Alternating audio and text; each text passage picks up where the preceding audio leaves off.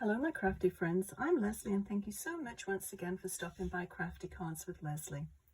This card design has been around for quite a while, but it's new to me. I'm in a card exchange group and one of the ladies sent me the most adorable lattice card. If you are watching this video, Lisa, thank you so much.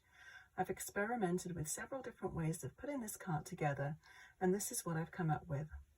I've used the Mediterranean Sweet Collection to complete this card. Let's get started and I'll walk you through the process of putting together this crisscross lattice card, although I did change it to a gate card. I hope you like it. So I've done little sort of templates of the card that we're going to put together, just because white on white is very difficult to see. So I thought if I did contrasting colours, you'd be able to see it a little easier. So if you want to do a screenshot, now would be a good time to do it. I've got a piece of card, which is the, this one is 4 1/4 by 5 1/2, and that's the olive, what's that colour called? Old Olive. And I've also cut the leaves out of the old olive paper as well. The white part of the card, this one here, is 4 inches by 5 1/4. So, and the strips, I just took an 8 1/2 by 11 piece of paper and cut 1/2 inch strips. So it's 8 1/2 by 1/2 inch, and I've used 7 of them, 6 for the crisscross part and 1 for the support down the side of the gate. You don't need an 8 1/2 strip, but it was just easier and it gives you a little room to work with as well. So I'll put it together on the sample one here, and you should be able to see a little easier of how to put it all together. So what we need to do, I marked the page, the 4 inches by 5 1/4 cardstock, just 1.5 inches from either side, and that leaves you 1 inch in the middle. And then that way you can see exactly where you need to place it. So let's go ahead and we'll just pop it down. Now I'm going to use repositionable tape for this, and this is just, I'm just using the post-it tape, and anything that you can lift up and reattach. It will just help you get everything in place easier. So what you want to do is going from the left side to 1.5 inches. I'll move this up here so you can see what I'm doing. So in 1.5 inches, and just place one of your strips there and then up. So the left hand side 1.5 inches up to the top right hand corner and just to the very point to the corner. And I'm just going to put a piece of tape down there. And the same thing, so you're going to alternate. So 1.5 inches in from the right and then up to the left hand corner and then a piece of tape. And we're just going to alternate these ones all the way along. You might have to adjust them, but you can do that quite easily with the tape.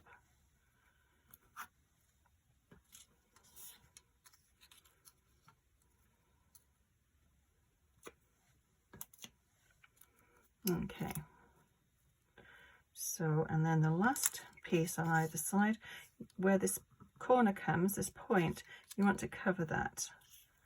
So this is where you may need to adjust the other ones, just so you get an even design. And then the same with the last one here. They're fairly even. Don't think we need to adjust it, especially if it's our sample one. So what you want to do, I'm just going to put a piece over here, turn this over, and then take your bone folder or a stylus, whatever you happen to have, and you're just going to put a crease down here. And then that way you get a nice sharp score, and you just, then we're going to put tape down. I think the tape is better, just a tape runner or a any kind of an adhesive. You can use glue, but I find the glue is it just takes a little bit longer to dry. So we're just going to turn these over, and then they will be stuck down and you can trim them off. So you're going to finish up with something like this. So I'll just go over it again quickly with the actual card. Okay, so I take my pencil and just mark 1.5 inches in. So 1.5 inches, 1.5 inches, 1 inch in the middle, and then we'll go ahead and we'll attach our strips.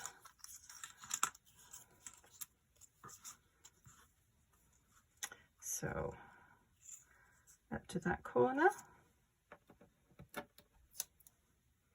course, I've used all my little strips, so I'll get some more. I tend to use these and then just stick them on my table, and then they're there for next time I want to use them, because they do last for, you can reuse them several times. Okay, so I'll just alternate them. And feel free to fast forward, because I know this is repeating a lot of what I've already done, but I thought it just might be helpful to see it again. You can always rewind as well.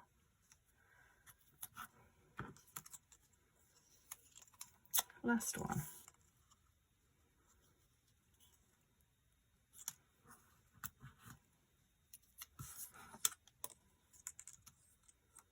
Okay, so just make sure that corner is covered. Okay, so I'm just going to take a piece of tape and secure those ones down. Flip it over.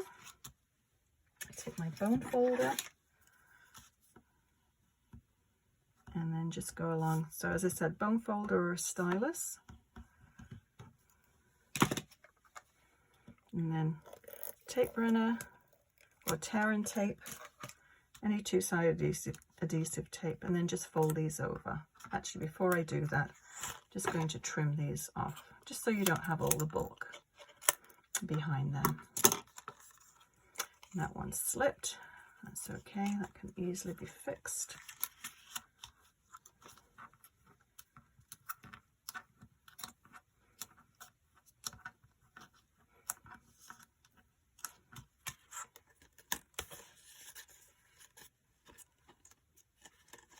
And then we're going to just trim.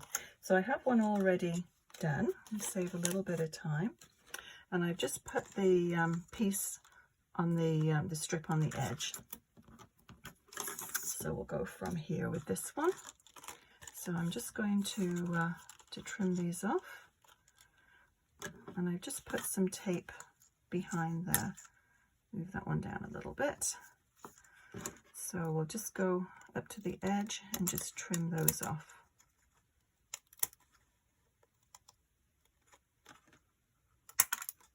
It's a thick one.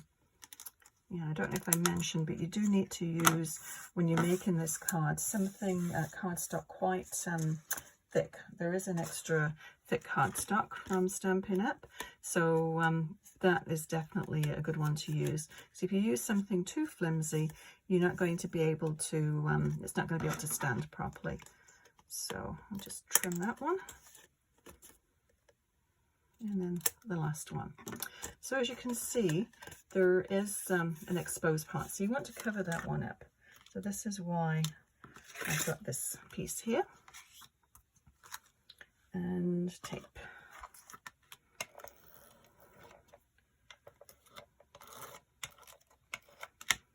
So I'm going to put an extra strip along there just to make sure it's down good and strong.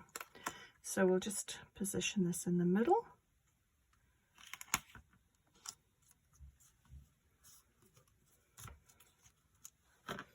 And I'm going to pop this on one side and just show you how I did the oranges. Now, this stamp set and the dies, fantastic set. It comes with the stamps, it comes with 2 sets of dies and a paper pack, which is fantastic. But in the paper pack, there are these images that you can actually cut out with your dies. So that's what I'm going to do today. I'll just pop that one there and pick some more tape.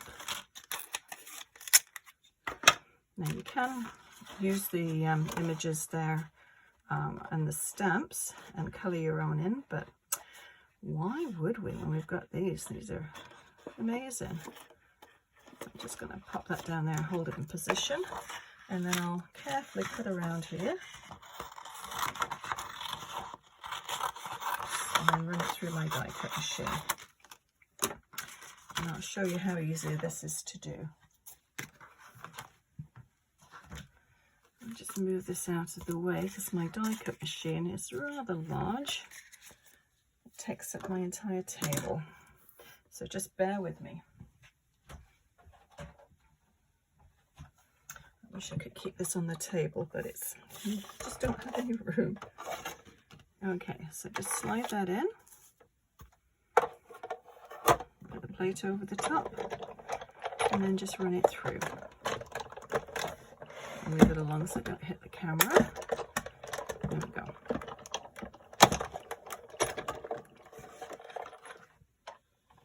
And done.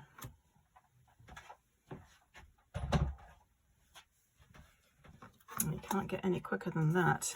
It'll take me ages to colour all these little images in. It's just so perfect.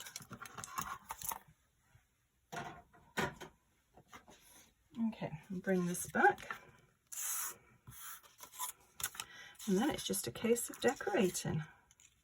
Now with the, in the center here, I used the dies from this set here, and they come with two separate stacking dies with fancy edges to them. They're really, really pretty, and Spotlight on Nature. But I'm not going to put a sentiment in this one today just because I've got two already done, and it's nice to have something that's blank so you can just fill it in with whoever you're going to send it to with an appropriate sentiment. Now I'm going to use the little dimensionals, and you just want to make sure when you stick them down you don't actually stick them to the back of the card. So I'll just leave that off there. It's going to fill up most of the area anyway.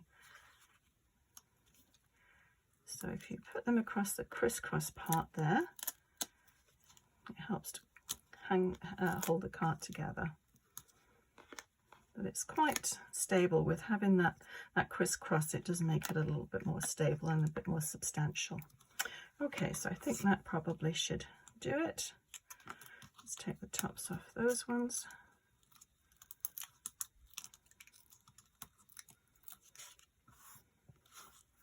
This part's like flower arranging. Just need to position it, and then we're going to pop these little sprigs of leaves in here. Now I'm just going to use the mono glue, and you don't need to have the whole thing glued, just the tips, just where it's going to go into the arrangement there.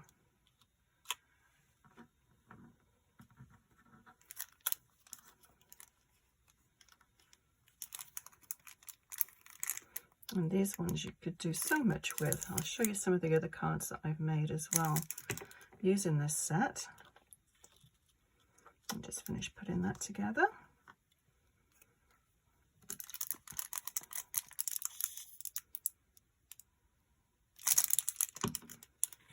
There's some beautiful sets out. With the sweets, you get absolutely everything in there. There's the stamps, the dies, all the little gems, the papers, just everything you need. Fantastic. I think that's probably all we need for that one. So really, other than the lattice part, takes a little bit of time to do, but they're not very difficult cards to do, and they stand really, really well. So anyway, I'll show you the other ones that I've made, and these are all using the same suite. So I'll just flip through them. So this is obviously, I'll bring the set in so you can see what part I used on this one. So this part here is the outer image, and then this part here just cuts around. So this is layered. So there's a the olive colored cardstock on the back, and then another layer with this part over the top of that. And this one is using all of that of those 3 dies together. I think that's got such an elegant look to it. And I saw this actually on, I think it was on Pinterest, and I can't remember who I saw that posted this one, so my apologies for that. But she'd used the monogram. It wasn't exactly the same as that one, but she had used the monogram, which gave me the idea for this. And then I just, this is for actually for a neighbour of mine, and it's her birthday tomorrow, so I thought that would be a really nice one for her. And then, yeah, so just a variety of different different cards, all using the same suite, which I think is great. Certainly get a lot of use out of this one for sure. So, but I do like this trellis one. It's always nice to find a different fold and a different look for a card. So I'll list everything I've used below to make this card. And if you've enjoyed this video, which I really hope you did, please give it a thumbs up and consider subscribing. Also click on the bell icon, and that way you'll be notified when I post new videos. If you'd like to purchase any of the Stampin' Up products and you live in Canada and don't already have a demonstrator, you can certainly order through me. Just go onto the Stampin' Up website, stampinup.ca, and then select me, Lesley Peters, in the search. Thank you so much for watching. We'll see you again soon. Bye bye.